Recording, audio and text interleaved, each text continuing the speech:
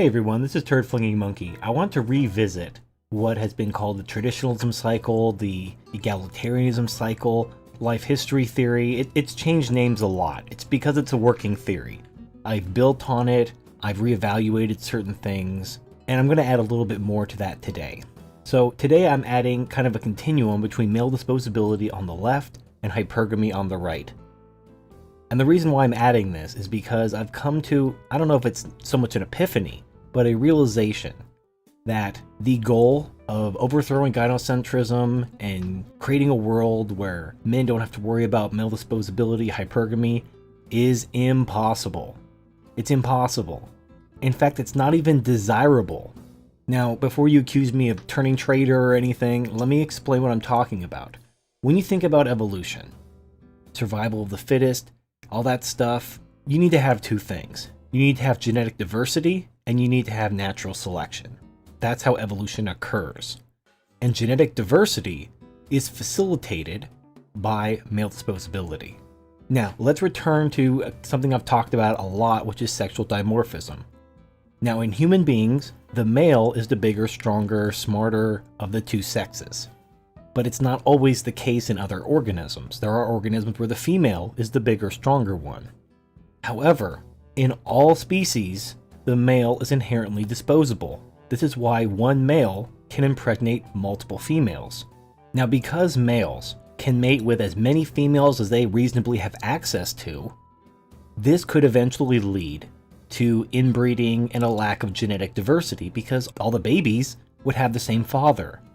And that would be bad for evolution. So what does nature do to facilitate genetic diversity? In organisms where the male is the bigger, stronger of the sexes, it's accomplished through tournament mating. The males fight among themselves, possibly drive off or kill off other males in order to acquire women for themselves. In other organisms, where the female is the bigger, stronger of the sexes, the male will literally sacrifice their life to reproduce. You see this in spiders and praying mantises, where the male will actually sometimes somersault into the female's mouth, or just let the female devour their head. Or in things like bees, where after copulation, the male's dick is ripped off and he dies. Now, this seems terrible, but this is a way for nature to ensure genetic diversity, because the male can reproduce with as many women as he has access to. In order to prevent one male from reproducing with all the women's, and causing inbreeding and a lack of genetic diversity, male disposability is the mechanism that ensures genetic diversity. Now, there's another method whereby nature facilitates genetic diversity, and that is actually through hypergamy. Now, think about it this way. Without hypergamy, the strongest, fittest, most attractive males would get all the women. What hypergamy does, and again, let me just redefine hypergamy. We're not necessarily talking about the traditional definition where it involves trading up in a marriage, because marriage doesn't exist outside of human beings. We're talking about the instinct where women select a mate based on their ability to provide resources and utility, perhaps trading up if they find another mate which provides more resources or more utility. Now, having defined that, how does hypergamy facilitate genetic diversity?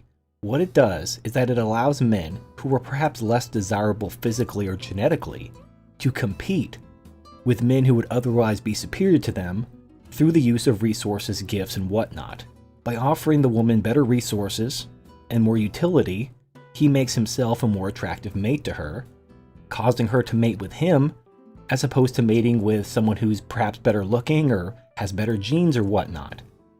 The point is, it facilitates genetic diversity, and also through evolution, certain traits which may not be desirable in one environment may become more desirable in another. Now, you tend to see more hypergamy in animals that are less sexually dimorphic. For example, there are various species of birds. Now, birds tend to have very low amounts of sexual dimorphism, depending on the species, of course. But in the species that give a lot of gifts, like the bowerbird, the sexes aren't that different, but they tend to involve gift giving in exchange for mating. The males compete not with each other, they don't kill each other, they present gifts to the female, and the female selects her mate based on the gifts. Now, there's clearly no marriage in birds. The female's free to leave after she mates or whatever. So is the male. There's not like a bird divorce court to keep anybody tied down. Anyway, the point is, You have male disposability on one end of the continuum and hypergamy on the other end of the continuum. They both exist to facilitate genetic diversity in human beings, or any animal species really. In patriarchal species, in species where the males dominate the females, you see very high amounts of male disposability. The alphas beating up the betas, driving off other alphas, claiming territory, building up harems. These are all aspects of male disposability. In pair bonding species with low amounts of sexual dimorphism, you see more hypergamy, where the woman expects to be given gifts in exchange for sex. This could take the form of selecting one mate based on his gift, or in promiscuous species, accepting gifts from many men in exchange for sex. Now, if you notice in the triangle, there's a middle part, which I call soft patriarchy. It's changed names a couple times. Now, a soft patriarchy is kind of the in-between state between a patriarchy and what I label feminism, but you could also label a matriarchy. In the soft patriarchy, there's more or less balance. It's not an ideal situation for men. Because of the way nature is, men are inherently more disposable, simply because of the nature of sperm and eggs. And you'll also notice that in a soft patriarchy, there is both male disposability and hypergamy. But rather than a large amount of male disposability or a large amount of hypergamy, it's kind of a little bit of both.